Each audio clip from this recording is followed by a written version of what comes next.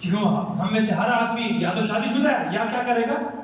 شادی کرے گا، اس کے آگے خاندان. اگر میں ٹھیک ہو گیا، ایک میں ٹھیک ہو گیا نا، خدا کی قسم بہت ساری فیملی ٹھیک ہو جائے گی. تو بھائیو اللہ کے سامنے جانا ہے، اللہ کے سامنے جانا ہے. یہ زندگی عارضی ہے، یہ عارضی زندگی ہے. اللہ کے پاس جانا ہے. کیا جواب ہوگا؟ تو مجھے بتا دو. بات یہاں چلی تھی غفور حلیم. اللہ حلیم ہے. میں سوچتا ہوں کہ جس وقت میں گناہ کی طرف ہاتھ بڑھاتا ہوں، نگاہ بڑھاتا ہوں، وہ جو رب العالمین، وہ غیور ذات، طاقتور ذات، منتقام ذات، شدید العقاب، شدید المحال ذات، وہ چاہے تو فوراً میرے ہاتھ کو کیا کر دے؟ شل کر دے، اندھا کر دے، گنگا کر دے، بہرا کر دے، مجنون کر دے. لیکن ایک مولا دیتا ہے. ہو سکتا ہے بندہ باز آ جائے، ہو سکتا ہے باز آ جائے. لیکن ہم ہیں کہ گناہ میں بڑھتے جا رہے ہیں، بڑھتے جا رہے ہیں. کیا ہو رہا ہے ہمیں؟ آج امت مسلمہ پس رہی ہے. خدا کی قسم ہمارے بال تک نہیں حرکت ہوئی. فلسطین کے مسلمانوں کے لیے آج امت مسلمہ یہاں پاکستان میں اسرائیل زندہ باد کر رہا، مردہ باد کا نعرہ لگایا، اس عورت کو پکڑ لیا، گرفتار کر لیا. ادھر سندھ میں ایک سب انسپیکٹر نے کہا جی میری آدھی تنخواہ جو ہے نا میں فلسطین، اس کو جناب علی معطل کر دیا. یہودیوں کے ساتھ، عیسائیوں کے ساتھ ہماری ہمدردی ہے، اور مسلمانوں پر یہ ایسی ایسی ایسی بے حسی، خدا کی قسم کہ ہاسپٹل کے اندر، ہاسپٹل پر انہوں نے حملہ کر کے، ہاسپٹل پر. یہ ایسا جنگی جرم ہے جس پر کبھی بھی آج تک ایسا عمل نہیں ہوا.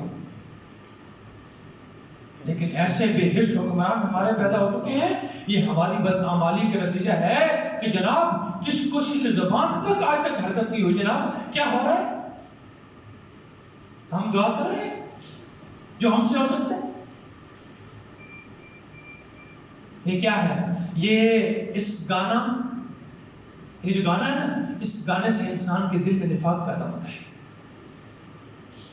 گانے سننے سے ایمان کمزور ہو جاتا ہے، وہن کی بیماری پیدا ہوتی ہے. میں نے بتایا تمہیں وہن دو چیزوں سے پیدا ہوتا ہے. حب المال، مال کی محبت، حب الدنیا، دنیا کی محبت، وکراہیت الموت، اور موت کو ناپسند کرنا. دونوں چیزیں ہمارے اندر، ہم دنیا کی محبت ہمارے دلوں میں رچ بس گئی ہے، اور موت سے ہم کیا کر رہے ہیں؟ نفرت کرتے ہیں. جب یہ دو چیزیں ہوں گے نا تو آپ کے اندر بزدلی پیدا ہو جائے گی. ہمارے اندر کیا پیدا ہو جائے گی؟ بزدلی. تو آج ہم بزدل ہیں کہ نہیں؟ کفر کے مقابلے میں لکھنے کے لیے کوئی تیار ہے؟ جہاد کے لیے نکلنے کے لیے کوئی تیار ہے؟ نہیں. دنیا کی محبت، موت سے نفرت. جہاد میں نکلوں گا تو کیا آ جائے گی؟ موت. پیچھے کون سنبھالے گا؟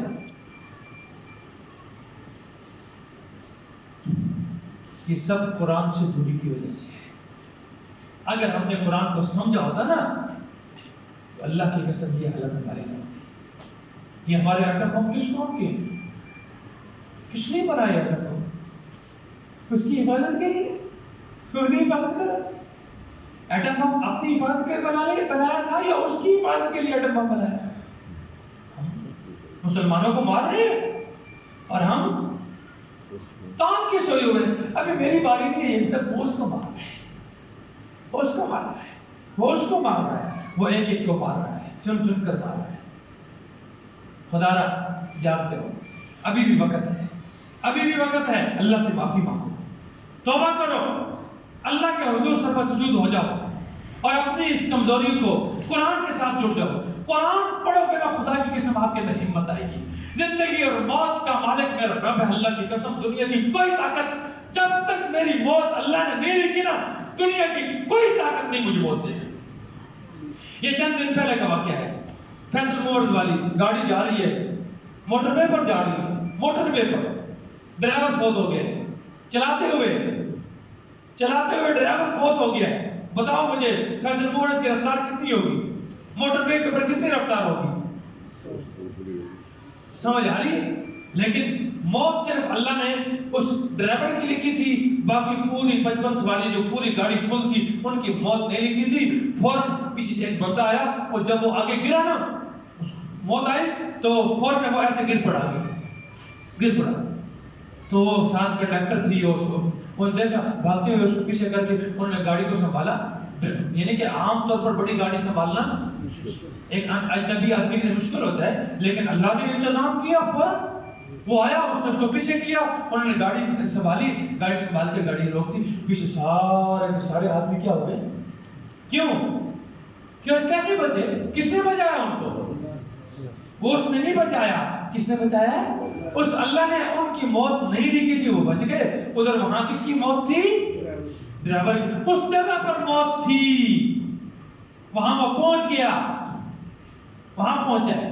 اس سے آگے پیچھے ایک لمحے کے لیے خدا کی قسم جہاں پر میری اور آپ کی موت کا وقت لکھا ہے نا، ادھر ہم نے پہنچ جانا ہے، چاہے آپ کو یقین ہو یا نہ ہو. موت اور زندگی کا مالک صرف اور صرف رب ہے. رب کے سوا نہ کوئی مجھے زندگی دے سکتا ہے نہ کوئی موت دے سکتا ہے. اگر اللہ نے میری موت لکھی ہے نا، کوئی ایک سیکنڈ بھی مجھے اس پہ بڑھا نہیں سکتا. اور جب تک مجھے اللہ نے زندگی دی ہے نا، اس کو ایک سیکنڈ بھی کوئی کام نہیں کر سکتا. یہ ہے ایمان. یہ ایمان اس میں ہماری کمزوری ہے. ہم اللہ کو اپنا رب نہیں مانتے، ہم مخلوق کا رب مانتے ہیں. مخلوق کا ڈر ہمارا، بم کا ڈر ہمارے پاس، بندوق کا ڈر ہے، امریکہ کا ڈر ہے، اسرائیل کا ڈر ہے، فلانا کا ڈر ہے. ہم کس سے ڈر رہے ہیں؟ دنیا سے ڈر رہے ہیں. اللہ سے ڈر ہے. اور یہ خوف ہمارے دلوں میں پیدا ہوا ہے نا کفری طاقتوں کا، یہ کس کی وجہ سے ہے؟ قرآن سے دوری اور یہ جو میڈیا جو انہوں نے ہمارے لیے ہمیں گمراہ کرنے کے لیے جو اسباب پیدا کیے نا، اس کے اندر آگے بڑھ رہی ہے. تو اللہ رب العزت کیا فرماتے ہیں؟ واللہ غفور حلیم. اللہ بخشنے والا ہے، بردبار ہے. قد سألها قوم من قبلکم. ایسے سوالات نا تم سے پہلے لوگوں نے بھی کیے تھے. ثم اصبحوا بها کافرین. پھر اس کا انکار کر بیٹھے. اور موسیٰ علیہ السلام کی قوم دیکھ لو نا، انہوں نے کہا نہیں تھا کہ ہم پر جہاد فرض کیوں نہیں ہے، ہمارے لیے تو امیر مقرر کرو، ہم جہاد کریں گے. اور جب جہاد فرض ہوا تو کیا کر دیا؟ انکار کر بیٹھے. انکار کر. خود نہ مانگو اللہ کی طرف سے کوئی آزمائش ہے، اگر آ جائے تو پھر کیا کرو؟ صبر کرو. پھر تو اللہ خود نہ مانگو. ایک صحابی دعا کر رہا ہے، اللہ سے دعا کر رہا ہے کہ اللہ مجھے صبر کی توفیق عطا فرما. کس کی؟ آپ نے بولا یہ کیا مانگ رہے ہیں؟ یہ آپ مصیبت اللہ سے مانگ رہے ہو؟ یہ کیا مانگ رہے ہو؟ مصیبت مانگ رہے ہو. صبر تو کب ہونا ہے؟ مصیبت اور تکلیف کے بعد ہی ہونا نا.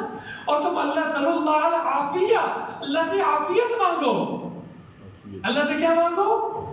صبر نہ مانگو. اللہ سے کیا مانگو؟ عافیت مانگو. ہاں اگر اللہ کی طرف سے آ جائے تو پھر کیا کرو؟ صبر کرو. صبر مانگنے کا مطلب یہ ہے کہ صبر تو تب ہوگا نا پہلے کیا آئے گی؟ تکلیف، مصیبت، اس کے بعد آپ کو صبر کرنا پڑے گا. بس اللہ یہ تو خود آپ اللہ سے کیا مانگ رہے ہو؟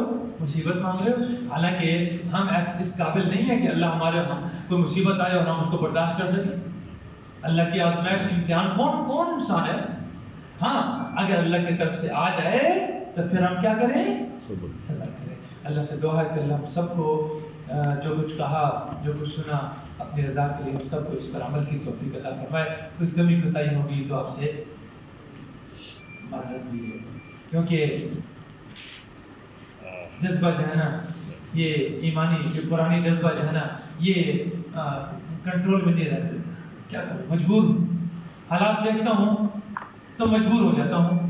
اس لیے اگر کسی کی میری باتوں سے کسی کی دل آزاری ہوئی ہو تو وہ آپ لوگوں سے معذرت ہے. اللہ ہم سب کو دین کی سمجھ عطا فرمائے. وآخر دعوانا